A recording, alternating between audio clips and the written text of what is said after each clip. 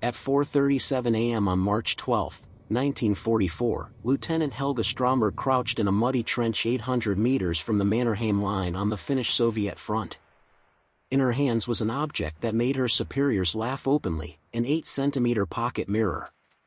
It was another impossible mission, as locating Soviet snipers hidden in dense forests was like searching for armed ghosts. The chances of survival were practically zero. To identify a Soviet sniper's position before being killed, a Finnish soldier needed extreme luck or a sacrifice. The Soviets knew this. Their commanders had studied Finnish tactics and knew every limitation of the Scandinavian infantry, openly mocking them. But that morning, something different was being tested in Helga's hands. It was something Soviet engineers considered technically useless, something a Soviet general, upon hearing rumors, reportedly called feminine vanity on the battlefield, a signaling mirror modified for sniper hunting. Helga positioned the mirror at a 45-degree angle. 3 quick flashes of reflected sunlight. The first flash revealed nothing, but the second made something glint for a fraction of a second 600 meters away, the lens of a telescopic sight. A nearly imperceptible reflection, but enough. The Soviet sniper had no time to react. A Finnish shot pierced his skull before he could retreat. What happened over the next 6 hours would forever change sniper warfare in the European theater and lead to the elimination of 25 Soviet elite marksmen who never saw the attack coming because their own weapon had betrayed them. The project for that technique had begun in 1942 because Soviet snipers were practically invisible. They used perfect ghillie suits and elevated positions, firing only once before moving. Conventional detection methods were useless against targets that moved like shadows and killed from 800 meters away. The theoretical solution was simple: make the enemy sniper reveal himself without him realizing it. The problem was that this required deceiving professionals trained to detect any suspicious movement. The initial response from the Finnish high command was unanimous: impossible. An elite sniper spends years training not to fall for obvious traps, using light-absorbing camouflage and positioning themselves so no reflection betrays their location. But Captain Sanna Virtanen, a reconnaissance veteran of the Finnish army, would not accept impossible. Her team worked for 8 months in absolute secrecy, studying the physics of reflected light and developing triangulation techniques using modified signaling mirrors. The result was called Valoansa, the light trap. The device consisted of small concave mirrors that concentrated sunlight into directional beams, forcing microscopic reflections on enemy optical lenses. In November 1943, the 3rd Infantry Division tested the new technique against simulated positions in Karelia. 8 hidden snipers, 12 flashes of light, 7 positions detected in less than 10 minutes. The command canceled the rest of the tests and began training immediately. But there was a critical problem: absolute secrecy. If the Valoansa technique fell into enemy hands, especially the Germans, Nazi engineers could develop countermeasures. The decision was clear: Valoansa would only be used in high-priority operations on the Finnish-Soviet front. Captain Virtanen personally trained 12 counter-sniper teams in January 1944, and Lieutenant Helga Pocket was chosen to lead the first field operation. Helga had lost 17 men to Soviet snipers in the last 4 months. In her words, "They hunted us like rabbits.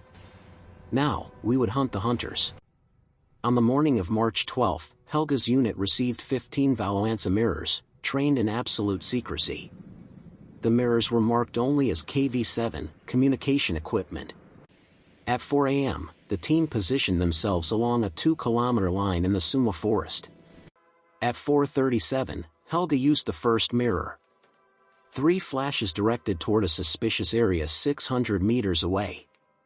The reflection from the telescopic lens was instantaneous, a 0.3-second glint, but enough. Finnish marksman Mikko Laaksonen fired once. Confirmed kill.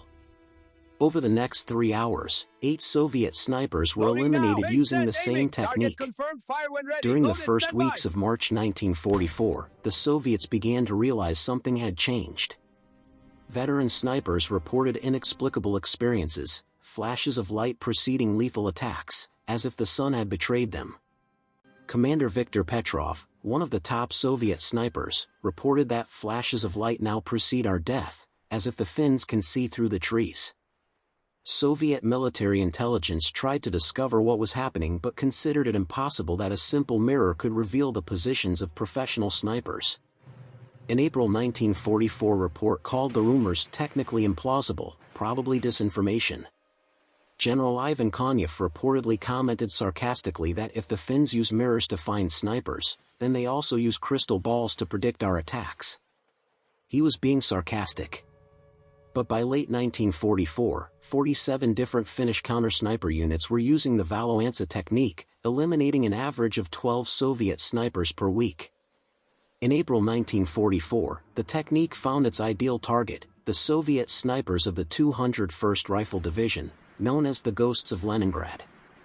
These shooters were legendary, operating in pairs and eliminating Finnish officers at distances over 1,000 meters. With Valoansa, their advantage didn't matter because the lens reflection gave them away. Military historian Erkki Hautamäki described an operation in Taliantala. The forest flickered with strategic flashes, followed by sharp, precise shots.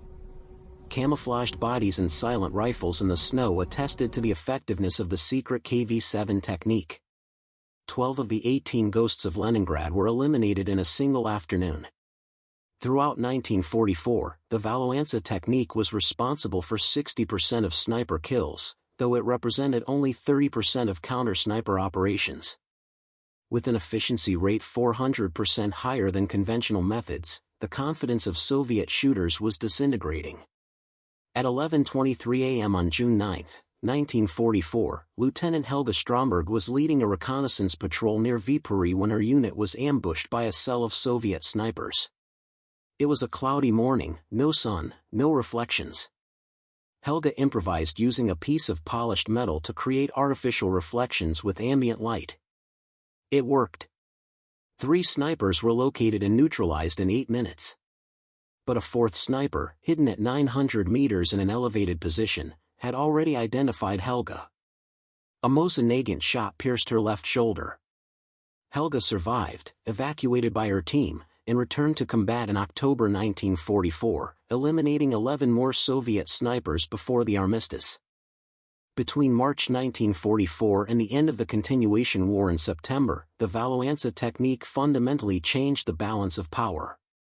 Against elite positions, the technique required only 3 to 4 detection attempts per elimination, while conventional methods needed days of observation.